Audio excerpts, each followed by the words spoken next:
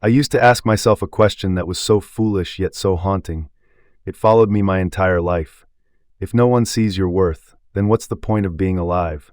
I believed I was worthless, just a junkie, a broken product of an abusive childhood, someone the whole world had written off. If no one sees your value, are you even worth living? I wasn't posing this as some philosophical question over coffee.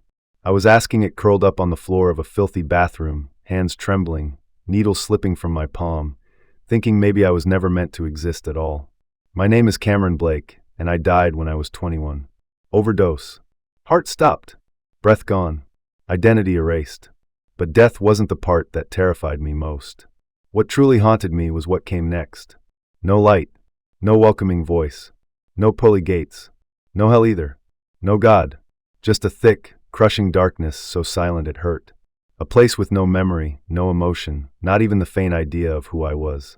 I know this sounds insane, but in that moment, I wasn't just in nothingness. I became nothingness.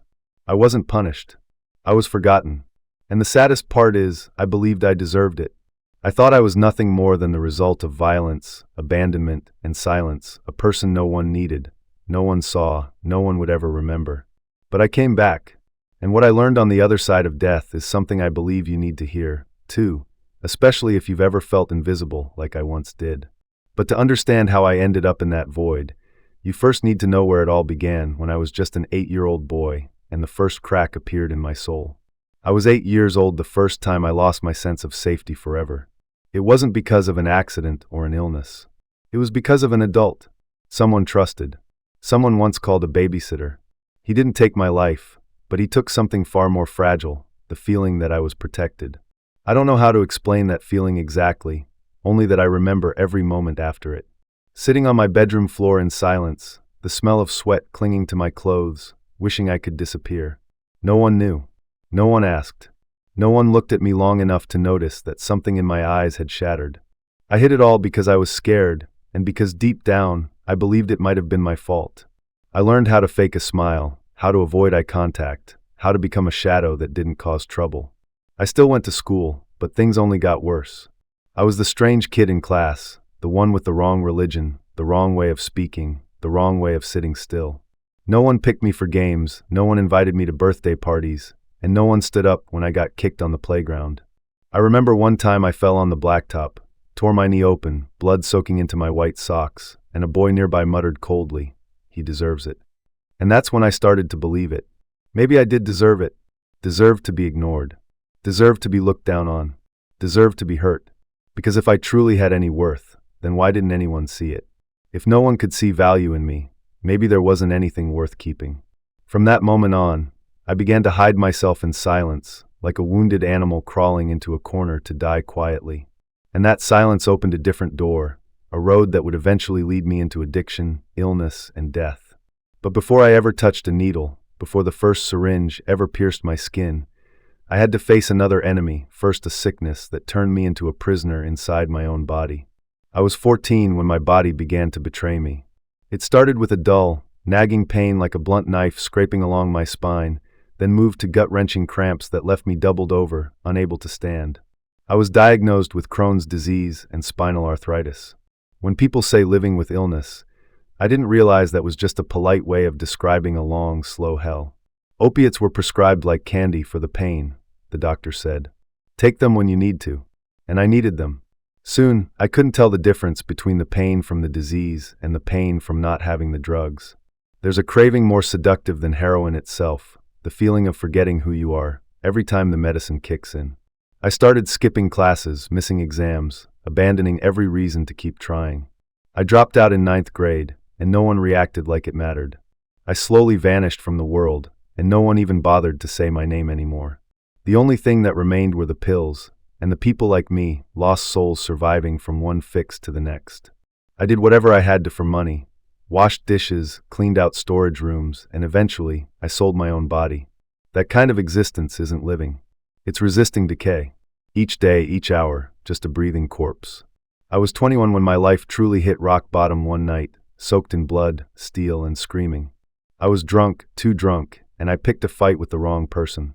A steel-toed boot hit me square in the face, then again and again. I heard something crack in my skull, like glass shattering underwater. And then nothing. No light. No soul. No mother's cry. No name. No dreams. I didn't fall asleep. I fell out of existence. That feeling was unlike any nightmare you've ever had, because in a nightmare, you still know you exist. I didn't. I vanished completely. I did not die in the biological sense, but the last human part of me died that night. And the thing that still sends chills through me is this. I didn't feel fear. I didn't feel rage. I only felt one thing, that at last I belonged somewhere. A place where no one looked at me, but no one judged me either. A place with no light, but also no expectations. I used to think death would be the end of suffering, but it wasn't. It was the most terrifying continuation of what it feels like to be completely invisible. Just when I thought I would be swallowed by that nothingness forever, something unexpected happened. A faint light, thin as a strand of hair, quietly appeared in the distance. It wasn't blinding or radiant. It was simply there. And in a space where absolutely nothing existed, the presence of that light meant more than all the words ever spoken. It moved closer, and with it came a presence I can't describe with human language. It was vast like the universe, yet intimate like a breath. I didn't see a face, but I knew it was God. Not an old man in the clouds, not a religious symbol, but a pure source of life that made everything in me melt. I didn't hear a voice the way we hear things on earth, but a kind of communication so deep it went beyond words. And what I heard was this: you have always been worthy, even when you couldn't see it. I began to weep, though I no longer had a body to cry with. Memories flooded back like a broken dam, the times I hated myself, the times I tried to die, the moments I whispered, "You're nothing." And that presence didn't judge me, didn't scold me. It embraced it all, the darkness, the mistakes, even the parts of me I was most ashamed of.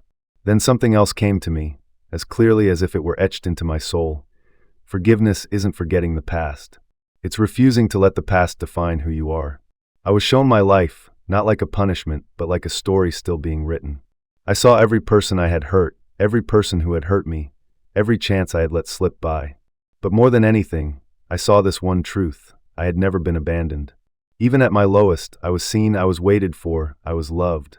By something greater than me, greater than all my failures. And then I was given a choice. No pressure, no promise of reward. Just one question echoing through my soul. Do you want to go back and rewrite your story? I didn't answer with words. I thought of my mother. I thought of the 8-year-old child inside me, who had never once been protected. And I thought of someone like me, out there somewhere, just about to give up. I woke up to the sound of monitors beeping, harsh white lights, and the familiar sting of hospital antiseptic. Everything was blurry, aching, and foreign, like I was being born for the second time. But I didn't feel grateful. I didn't cry because I survived. I didn't believe it was some kind of miracle. I just breathed because my body forced me to breathe. And when my eyes first met the ceiling of the ICU, my only thought was, I'm back in hell. A hell with EKG machines for drips, the cold stares of doctors, and the exhausted sigh of my mother. I didn't tell anyone where I had just been. Who would believe it? Who would want to hear about a place with no light, no voices, no self? But I knew I had died, and that death didn't teach me fear. It taught me something far more terrifying, that a person can vanish from this world without leaving a single trace behind. I started asking questions I'd never dared ask before. If I'm not worth remembering, then what could make me meaningful? If no one needs me, could I find a reason to need myself? I didn't have answers, but I had a new hunger. A hunger to understand why I was sent back. To do something, anything to make this life count. I signed up for the GED exam, slow, uncertain, shaking. I sat among 16-year-olds, feeling like a ghost. But for the first time in my life, a teacher looked at me not with pity, but with belief. She placed the test paper on my desk and simply said, "You can do this." Just 5 words. But I never forgot them, because for all those years, not a single person had believed in that. I began reading books, listening to podcasts, and writing down the tangled thoughts in my head. Not because I thought I was special, but because I needed somewhere to pour out all the voices screaming inside me. I was still an addict, still struggling, still had days when I wanted to end it all. But a tiny part of me had begun to stir. A small voice, frail but stubborn, whispered, "You can be different." And I clung to that voice like a drowning man clings to a piece of driftwood in the dark sea. I didn't know where I was going, but for the first time, I paused long enough to look back at where I had been. And it was in that stillness that the first miracle happened, not in my body, but in my soul. I started writing little stories about the days I wanted to give up. I posted them on an anonymous forum, no profile picture, no real name. Just a few raw lines, like they had slipped straight out of an open wound. Then one day, a stranger left a comment, "Thank you for writing this. I see myself in it." And in that moment, something shifted. Maybe I wasn't completely invisible after all. Maybe the pain I had always believed was useless could become a small light for someone else in the dark. So I kept telling my story more often, more honestly, without filters, without trying to be a hero.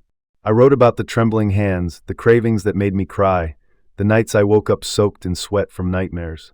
I wrote about relapses, about failure, about the shame that burned me from the inside. And I wrote about getting up again, because I no longer wanted to be dragged back into that darkness. I signed up to volunteer at a local rehab center. At first, I just swept floors, delivered food, and sat in on group sessions.